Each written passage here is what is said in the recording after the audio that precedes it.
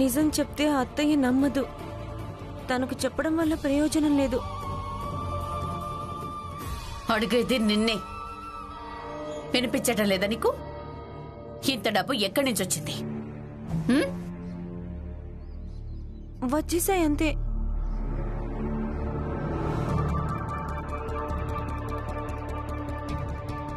వచ్చేసాయంటే ఏంటి అర్థం? అత్తయ్య చెయ్యొద్దులండి.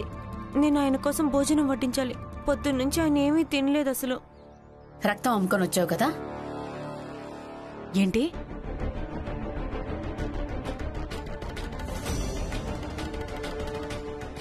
నాకు తెలుసు, రక్తమే అమ్ముకొని ఉంటావు. అందుకే ఇంత డబ్బు వచ్చింది నీకు. అలాగే ఇవన్నీ వచ్చాయి. ఇంకా తినిపించు.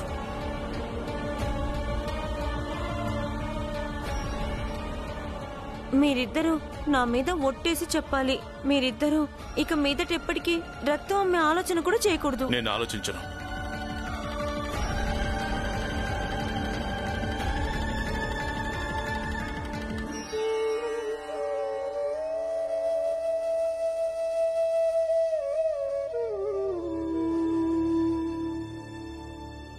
లక్ష్మి,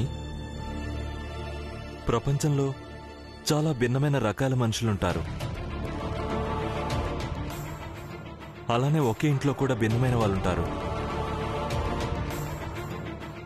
ఒకరు తన రక్తాన్ని అమ్మేసి అత్తయ్యని చూసుకుంటుంది. మరింకొకరు తనే స్వయంగా అత్తయ్యని ఇంట్లోంచి వెళ్ళగొట్టింది. ఇప్పుడు దూరంగా నిలబడి తన రక్తాన్ని మరిగించుకుంటుంది. నేనెందుకు నా రక్తాన్ని మరిగించుకుంటాను? అవును, మేమే ఆవిడ్ని వెళ్ళగొట్టాం. నేను మీ తమ్ముడు అలాగే తన భార్య అంత గొప్పదాన్ని కాదు. నేను అలా మారలేను.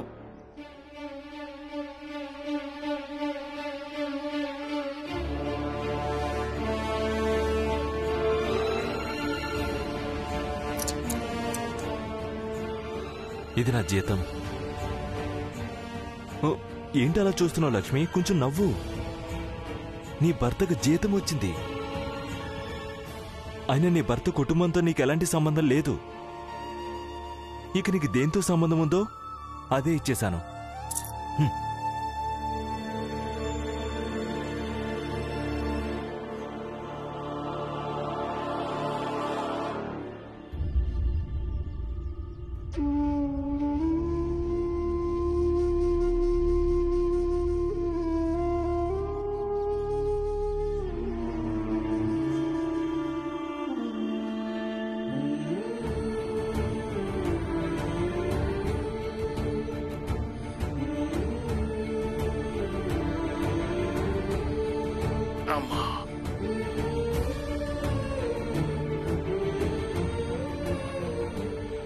చూడు బాబు, ఈరోజు మన మధ్య ఏ వాదన జరిగిందో దాని విషయంలో నువ్వేం ఆలోచిస్తున్నావు, అలాగే నేనేం ఆలోచిస్తున్నానో చెప్పగలవా? నేను చెప్పింది అర్థం చేసుకోపి. ఆ పని నాకు చెయ్యాలని లేదు.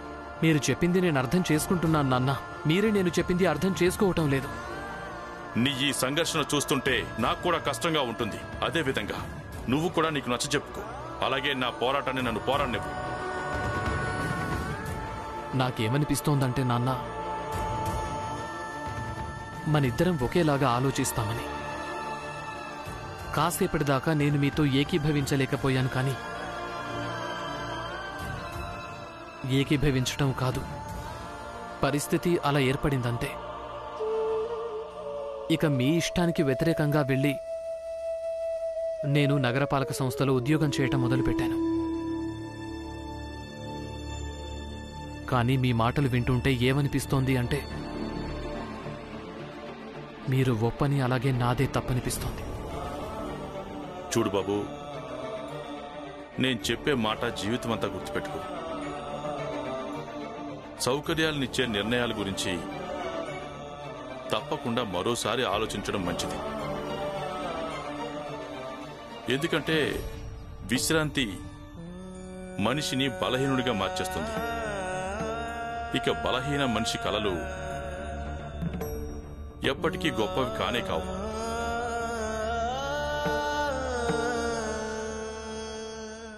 గుర్తు పెట్టుకుంటాను నాన్న.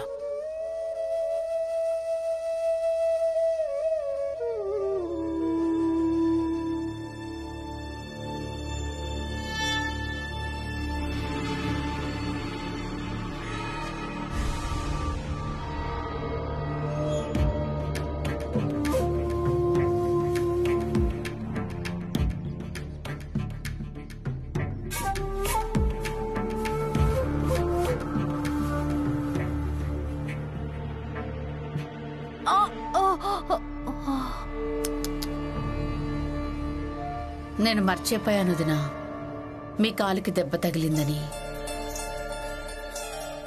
అన్నట్టు నేనొక విషయం గురించి వెనక ముందు బాగా ఆలోచించాను. మీకు అదే విషయం చెప్పడానికి వచ్చాను. మీకైతే గుర్తే ఉండదు. మీరు అందరికీ ఒక భారమే అని నేను మీతో అన్నాను కదా. చాలా బాధ అనిపించుంటుంది కదా మీకు. కానీ మీరు ఒక భారమే.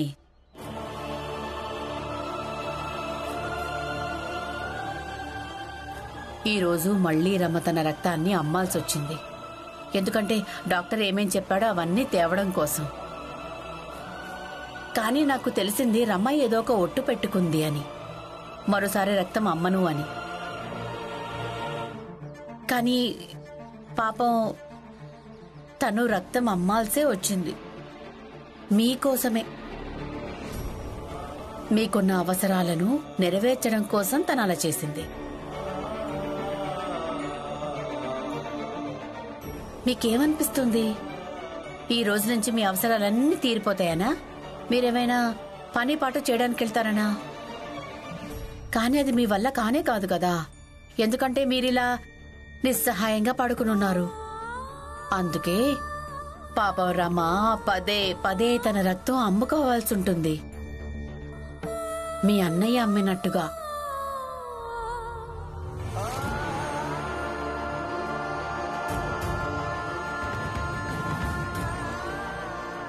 సర్కస్ లో పనిచేయడానికి వెళ్ళిపోయాడు.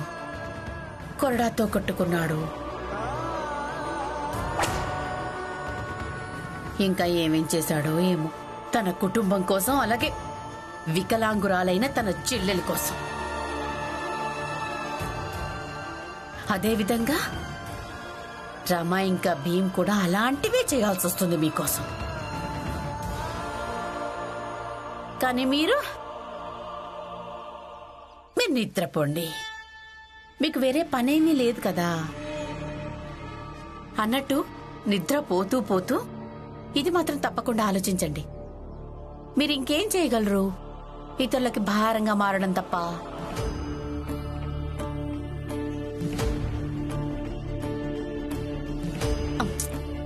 అన్నట్టు మీకు ఇతరులకి సలహాలు ఇవ్వడం కాకుండా, నచ్చ చెప్పడం కాకుండా ఇంకేమీ రాదు కదా. అయితే ఒక పని చేయండి, రమ ఇంకా భీమ్కి నచ్చ చెప్పడం కోసం ప్రయత్నించండి. కానీ మీ పరిస్థితి చూసి మీరేం చెప్పినా సరే వాళ్ళు అస్సలు వినిపించుకోరు. ఎందుకంటే మీరు తన అత్తయ్య కదా.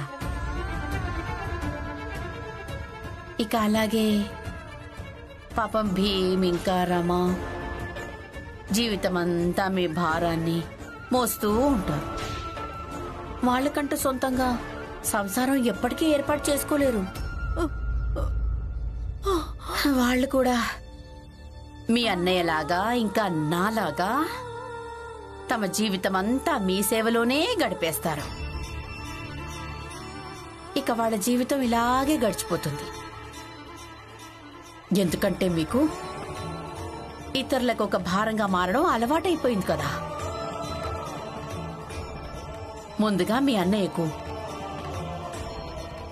తర్వాత ఇప్పుడు నాకు, ఆ తర్వాత మీ అన్నయ్య కొడుకు ఇంకా కోడలికి. ఎంత నిస్సహాయమైన జీవితం వచ్చి చిచ్చి. పడుకోండి, మీకు నిద్ర వస్తుంది అనుకుంటా. పడుకోండి.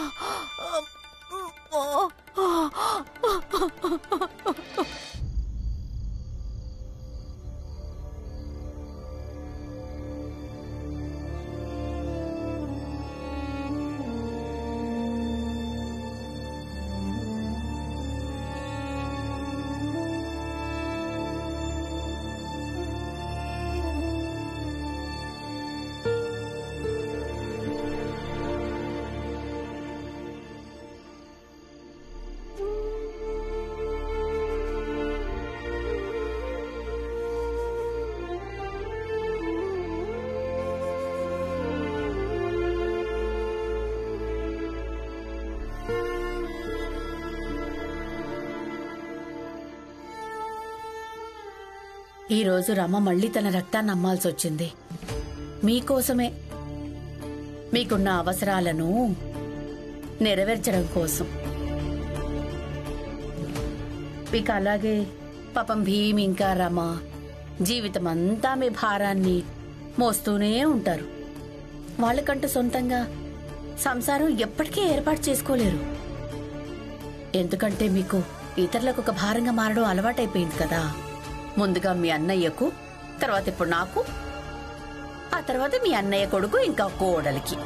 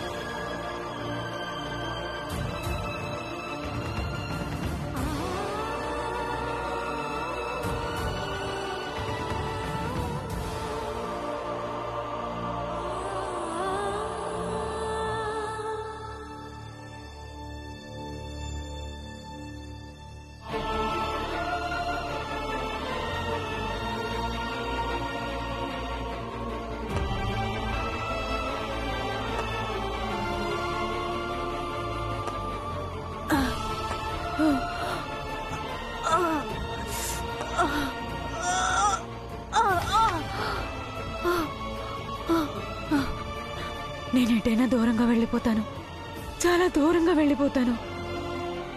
నేను భీమ్ను ఇంకా రామ జీవితం నాశనం కానివ్వను. కావాలంటే నేనెంత కష్టపడాల్సి వచ్చినా సరే పడతాను, కానీ వాళ్ళని నేను ఏమీ కానివ్వను.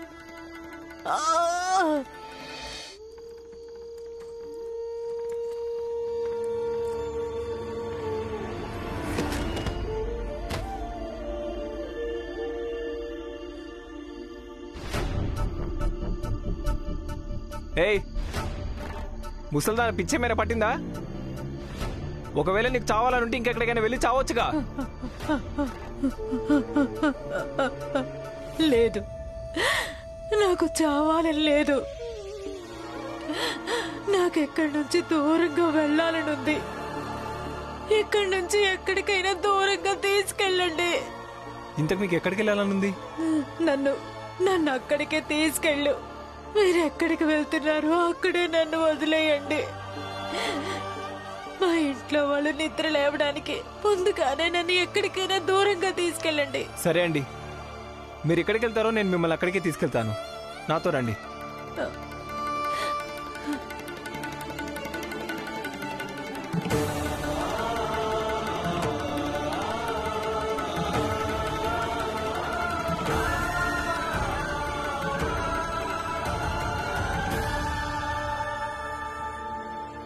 ఏవండి, ఏవండి, లేవండి. పెన్ని ఇంట్లో లేదు. ఏంటి?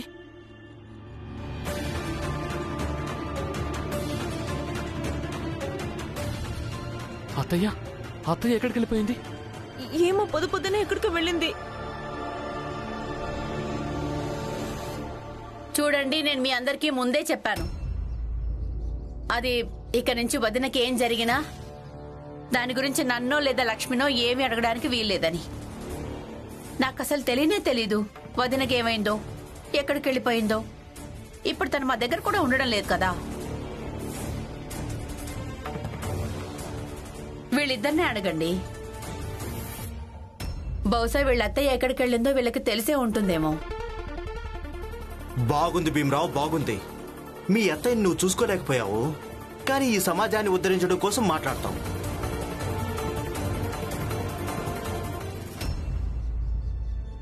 భీమ్, మీరాతో నువ్వేం మాట్లాడలేదు కదా? లేదు నాన్న. రాత్రికి స్వయంగా నేనే పిన్నికి మాత్రలు ఇచ్చాను. తర్వాత పిన్ని నిద్రపోయింది. ఆ తర్వాత పొద్దున ఎక్కడికి వెళ్ళిందో.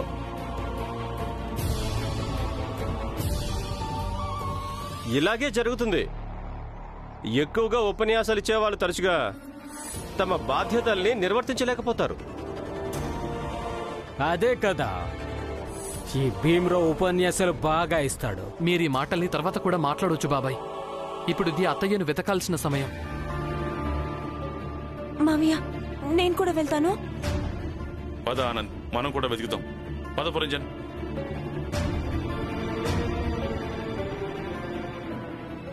వెళ్ళండి, ఎవరు వెతుకుతారో వెతకండి, మాకెందుకు.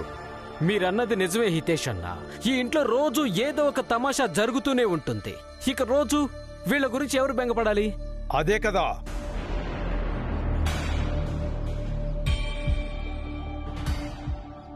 నమస్కారం అయ్యగారు.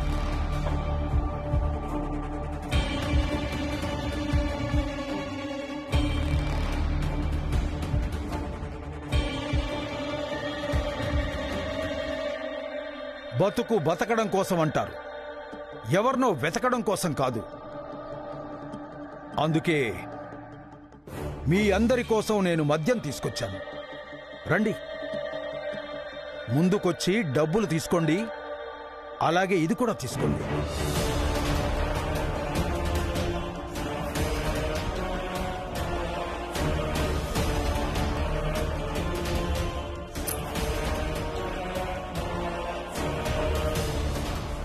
ఒక విషయం చెప్పండి, ఈ ముసల్ది ఎక్కడికి వెళ్ళిపోయింది? తెలీదు అయ్యగారు. నాకైతే భీమే ఆవిడకు బాగా నచ్చ చెప్పుంటాడనిపిస్తోంది. మీకు తెలిసిందే కదా అయ్యగారు, భీమ్రావు పెద్ద పెద్ద మాటలు చెప్తుంటాడు. ఆవిడ ముందు కూడా అలాగే చెప్పుంటాడు. పాపం ఆవిడ తట్టుకోలేకపోయిందేమో, అందుకే ఎటో వెళ్ళిపోయింది. ఈ రోజు వరకు భీమరావుతో ఎవరైనా సవ్యంగా ఉండగలిగారా? ఆవిడ ఉండడానికి ఆవిడ బతికే ఉందో లేక ఆత్మహత్య చేసుకుందేమో. ఆ భగవంతుడికే తెలియాలి. ఏం పర్వాలేదు, మీరందరూ కూడా తాగండి, బతకండి. పదండి.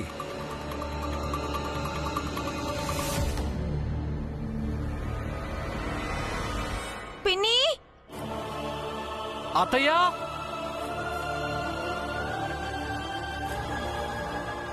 అత్తయ్య, పిన్ని, మీరాక్క, మీరాక్క, మీరాక్క. చూడండి, మీరు ఎవరైనా ముసలావుణ్ణి చూసారా? తను ఊతకర్ర పట్టుకుని నడుస్తూ ఉంది. చూడలేదు.